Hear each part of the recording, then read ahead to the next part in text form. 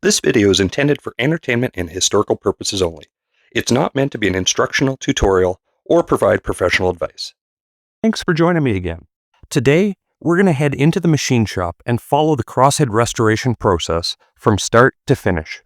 The crosshead is a mechanical device designed to convert the linear motion of a locomotive's piston into rotary motion at the drive wheels. The Davenport crossheads are a single bar design, meaning each crosshead slides on a single guide bar and has two bearing surfaces, one above and one below the bar. So we got a problem. We got a broken crosshead on the left side. And after much fiddling around, I decided to replace this entire piece. It's really hard to weld through here when you got a lubrication hole and a bolt hole. You just can't make it strong, and it's very difficult to tap afterwards. So we're going to cut this whole piece off.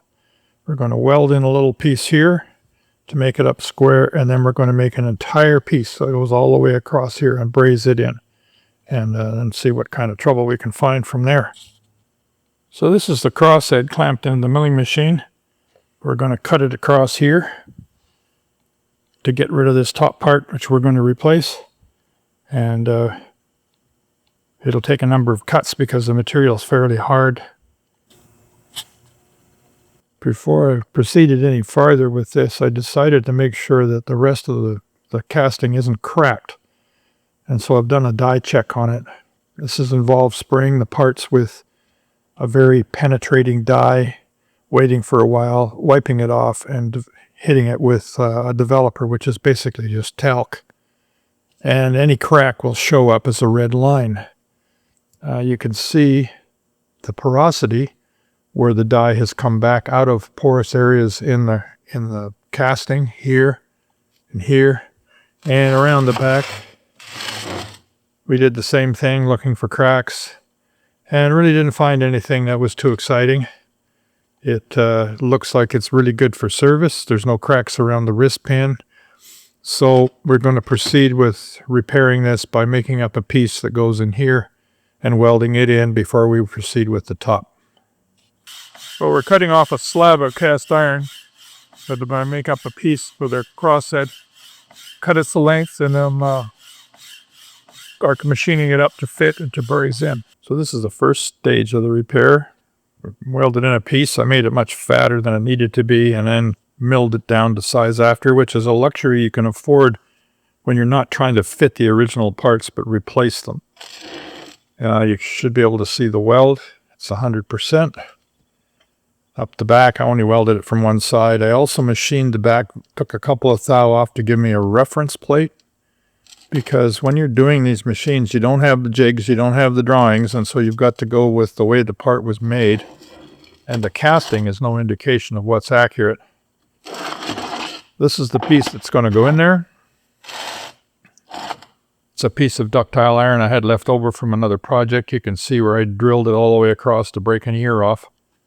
So we're going to fit this in, weld it.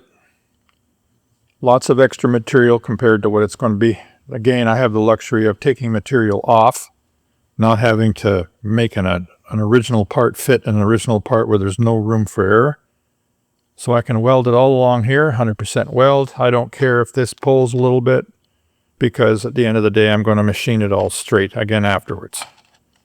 The purpose of machining the back of this plate here is because I need a reference to this surface and this surface. And these surfaces are related to the piston rod hole and the crosshead pin hole. So everything's got to be to itself. And the trick in fixing this stuff is to try and figure out where you can work from to achieve the original dimensions, because again, you don't have a jig and you don't have the drawings. That's why I machined the back off. Show you here. This is a parallel surface to this surface, which is in turn parallel to the other surface, and this surface is parallel to the bottom surface, and that gives me something to go by when it's time to fix all this and put it all together, and hopefully it all lines up. This is actually a pretty good casting. It has a few little blowholes in it, but it's probably ductile iron. I did a spark test on it.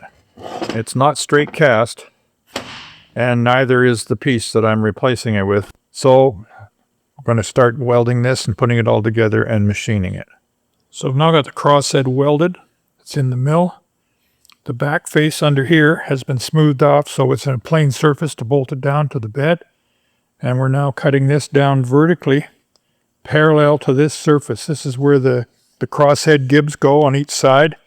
It's not absolutely have to be perfect. You can always shim the gibs, but this dimension is supposed to be 2.375, and we're at 2.330. I'm now going to mill down and get rid of all this extra weld and smooth it up and leave me just a little bit of material to take out in the last cut. I'm hoping that this surface and this surface are going to be parallel. I've got shims under here where it's machined, and I've got shims under each corner here trying to hold it hopefully parallel. This surface will eventually be machined parallel to this surface, but that's after the rest of it's all finished. So I'll carry on and I'll machine it right down to the bronze, and then we'll have another look at it.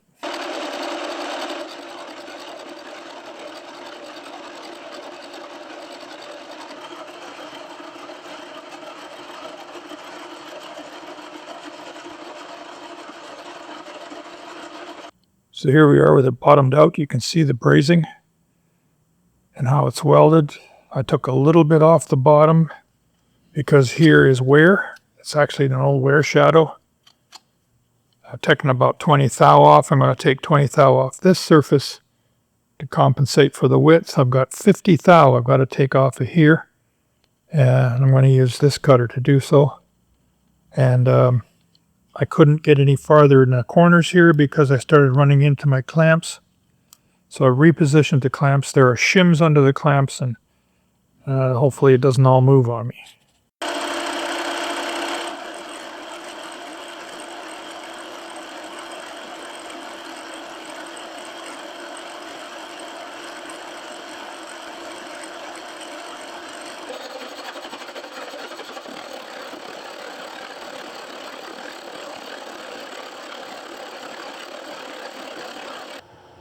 So that's all that's left to do now is to take the top off, the excess material, to bring this down to 1 inch thick like the other one, or like it was before. I'm going to cut it with this cutter going down because it's difficult to mount this in the mill with the surface up because of this rounded bottom here. So I'm going to do it the lazy way and just gnaw this off. Yeah, I don't care if it's not a little bit rough. It's not a machine surface. It's just where the lubricator goes. The rest of it is all ready to go. So here we got the crosshead mounted in the drill press, getting ready to drill and tap a 3/8 NPT tap hole for the crosshead lubricator.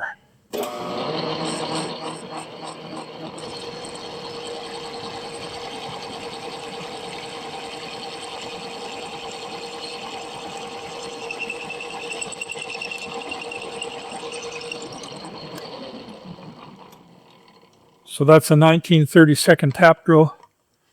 And now we're just going to start the hole to keep it nice and square.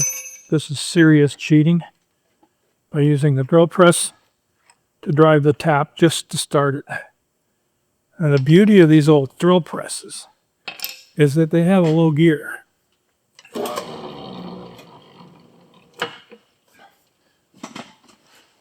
And yeah, I'm going to be into the clamps. These are pretty stubby little drills, so I don't think I'm going to do it this way. I'm going to have to start it with a center. So I brought the table up so my center will reach, and of course it's moved, so I'm going to use the center to realign the jig back into center. You see how it moves it over?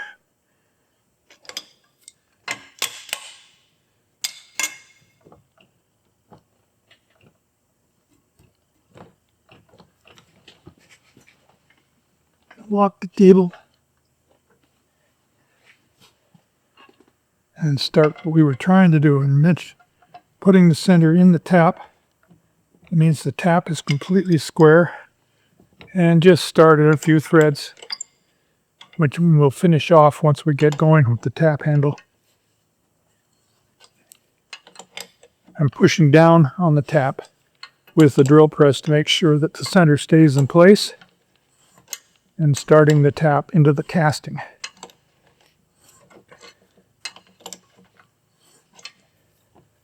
Now the tap is securely in the casting. It's a matter of taking this whole assembly apart and putting it in the vise and finishing the tap job. So we're going to hand tap this thread. I'm going to repeat this a number of times through the series because there's a lot of machinery gets screwed up because guys don't know which thread they're dealing with. Between 1900 and 1910, there were a lot of different threads that were standardized. Depending when the machine was made, it could have been one thread or another. In this case, it is 3/8 NPT, which stands for National Pipe Thread. But it could be 3/8 BSPP, which is British Standard Parallel Pipe, or BSPT, which is British Standard Pipe Thread, which has a different angle on threads. And in some British sizes, they're different. So whenever you're working on these old machines, make damn sure you know what thread you're trying to chase out or redo. Half-inch bolts can be really problematic because around that time, half-inch could have been 12 threads to the inch or 13 threads to the inch. And if you try and put a 13 TPI tap, which is normal now, in a 12 threads hole, you will take out the threads after you get about halfway through. About a half an inch in, you're just taking the threads away.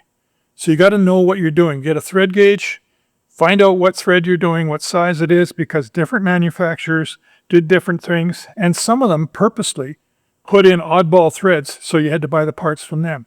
So I'm going to put this tap in. The other thing about a pipe tap is that it's tapered, and it's not designed to go all the way to the bottom.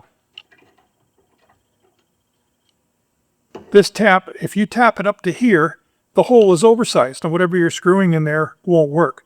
So generally, the rule of thumb is 2/3 or slightly less. I go slightly less, and if I need a little bit more, I can always pick a little bit more out. So I'm going to run this in just shy of 2/3. If I can get it started in the hole again. You see, we've had that nice square hole. It's not going to wander away on us using a good tap handle, and we'll just start winding it in. With cast iron, you don't use lubricant. The carbon in the cast iron is sufficient to lubricate the threads. And you don't have to break the chip like on steel like this, because again, the cast iron comes out as a powder, not as little chips. It's a very nice material to work with overall, although it's very messy and dirty. So I've gone in there about just under 2/3, and I'm going to leave it to that. So now I've got a 3/8 NPT, matches this, the other crosshead. I'm going to countersink this out to make it pretty, and we're good to go. So here we are again, ready to weld a broken cover for the crosshead. The other one is complete, undamaged. This one, however, has been broken as the upper part of this was broken off here. The bolt hole was here and it broke out the cover. So again, I've got a piece of scrap iron, cast iron. I've ground it to fit and hit it with the die grinder to make this roughened surface that is done with a carbide burr, so there's no silica or carbon or graphite on the surface. Same with this surface here, so we're going to put it together and I'm going to braze that together. I've left as much of this hole as possible so I can mill out the hole afterwards in exactly the correct spot. In doing these engines, it's sort of like a little bit of a detective game, because things have happened to these engines in the past that everybody's forgotten about and you don't know what's going on. And one of the things we've discovered is that these castings that are replacement have this cross on them. I've underlined it in orange. And these are replacement parts from the factory and denoted as such. But this cover is the original cover, and these are the original bolts. Now this cover is an original cover with an original crosshead, and it goes together like this. And there's an oil hole where you dip your oil can in here and it goes all the way through the crosshead to a center line over top of the wrist pin so that the oil will drip into the hole that's in the wrist pin, that's the connecting rod itself, to receive that oil. This engine, the hole is not drilled. It's blind. The oil hole is supposed to be going in here somehow. I'm not sure how you get oil on top of the wrist pin from that position because everything's in the way. The other thing is that we've discovered is that these bolts are original bolts, 1/2 inch, because the ends are machined. I don't know if you can see that or not, but they're actually machined. Whereas the replacement bolts are out of the local hardware store. They have square heads, and they've been whacked off with a hacksaw to get to the right length. So obviously this engine had some sort of an accident that broke the crosshead, and a new one was ordered from the factory and assembled. And this one was not damaged, and the hole's in the correct place. And in addition, the right-hand cylinder head, rear cylinder head, is also been replaced. So I'm assuming that this engine has fallen off the rails while still running, the engineer having joined the birds, and flipped over on its side, and the motion work got tangled up into some rocks or stumps or whatever and mashed it and broke it up pretty badly. This was pretty common with construction engines. The poor little guys had to work on terrible skeleton track. They were replaceable, and they were 2-foot gauge, which made them sort of unstable to begin with. So we're going to weld this up, whatever I've done with it.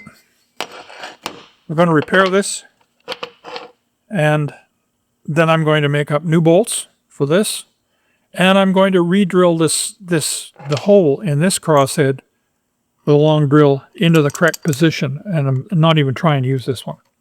This was a much better idea, where the oil, it actually ends up right over top of the connecting rod, where there is a countersunk hole in the connecting rod strap prepared to receive the oil to take it down to the wrist pin. So I'll get this welded up, and then I'm going to do the same old thing. I'm going to oversize, machine it off, make it all pretty, and then broach out this hole or drill out this hole with a mill drill, a 1/2 inch mill drill, following the original hole as much as possible so it's located exactly where it should be.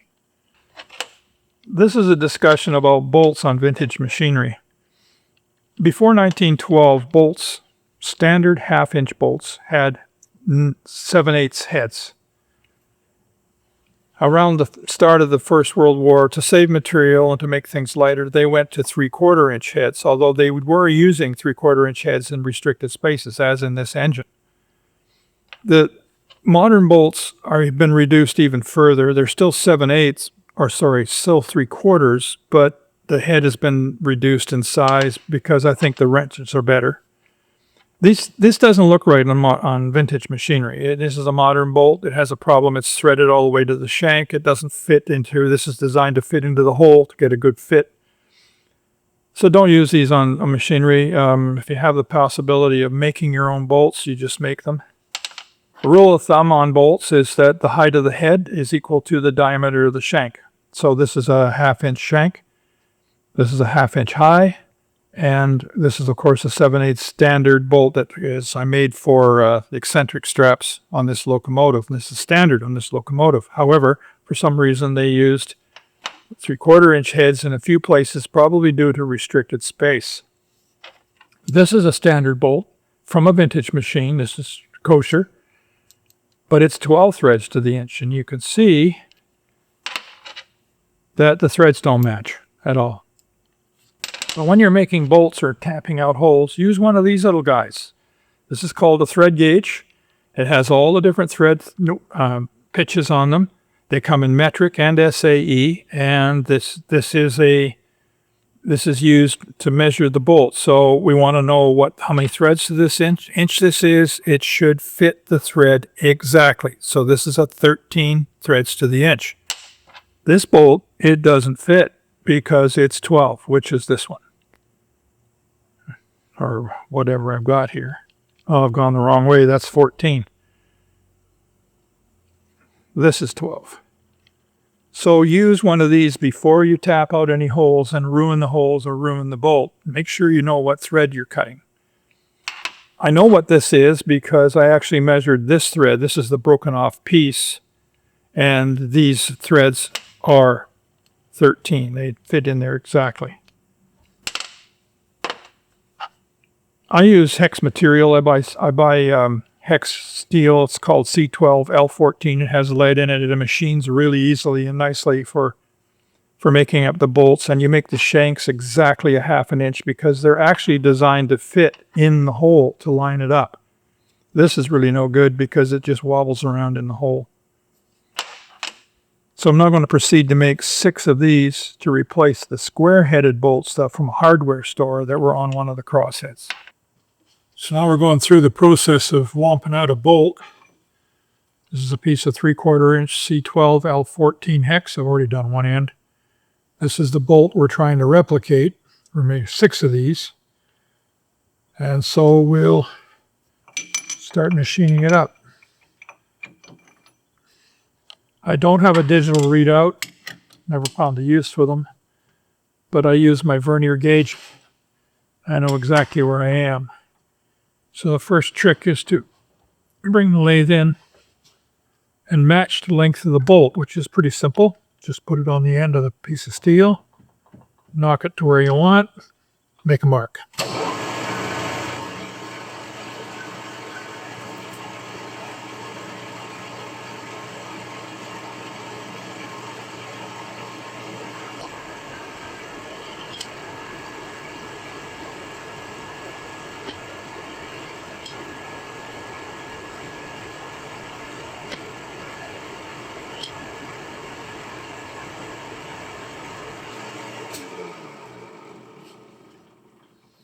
You're going to make a land.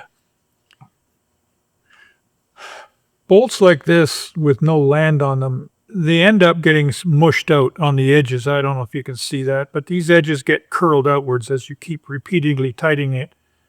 And I don't think it serves any purpose other than to make the bolt look messy. And so I cut a land on the end of the bolt for it to sit on. And it's basically just the inside of the hex. I've already got this set, so I know where I'm going. So I just cut a little mark on it. And that sort of finishes the bolt. We can mic it if we want. This is supposed to be a ½ inch. And it is a few thou over.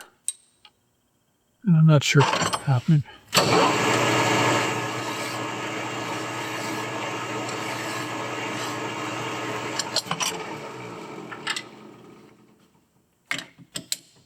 So now I'm going to take it over to the other machine and thread it. This wee beastie is a 1929 CMC lathe that was built for railway work. It's a massively heavy gearbox and a very short bed. I got it for next to nothing when my family was young and I needed a lathe. And it served me very well. And one of its advantages is it has really slow gearing. And I'm using just a standard rigid pipe die with a thread die in it. And this is really big time cheating making bolts, but it makes good bolts and that's all that really matters. So it's set at its lowest speed so things don't happen too fast, and I just feed the bolt on it.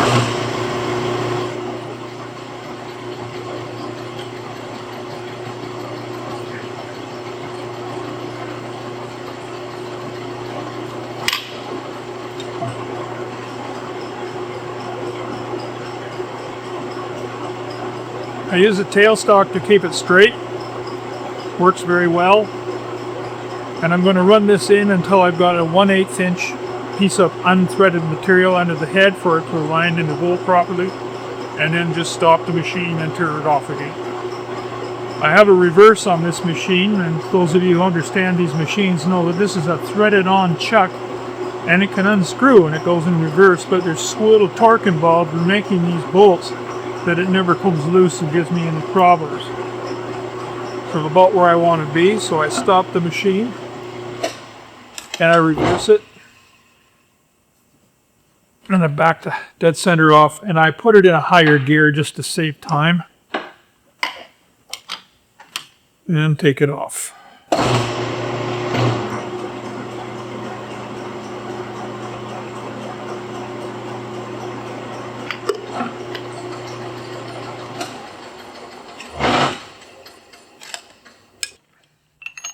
And we turn it end per end. This is how you make bolts in a hurry, so-called hurry. I do them 2 at a time.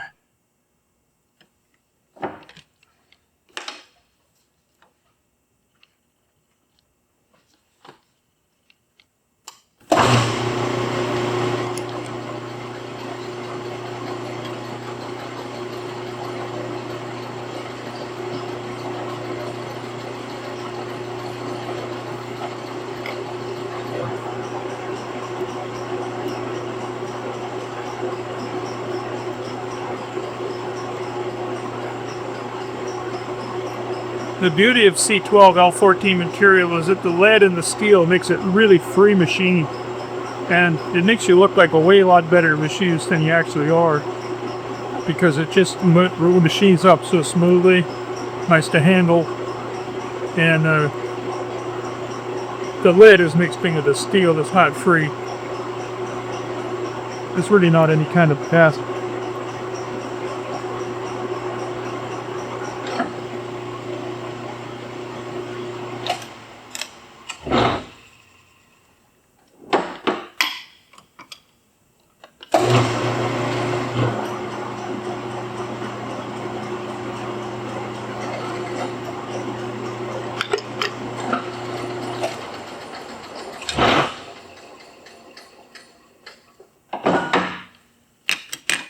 So there we've accomplished threaded 2 bolts. Now we're going to go back to the other machine and part them off.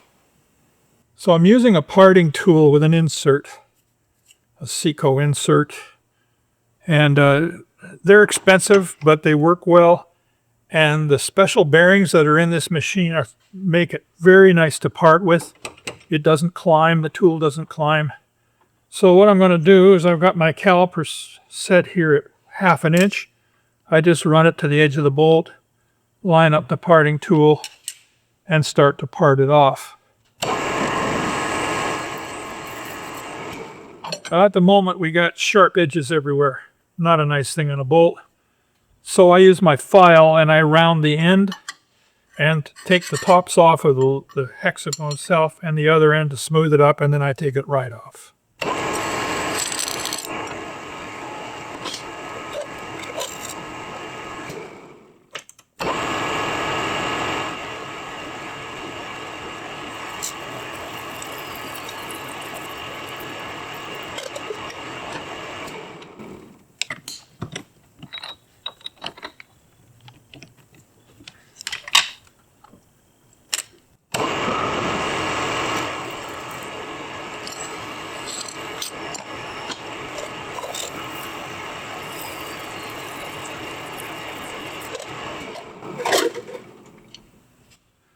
So there we have a bolt all ready to go on the machine.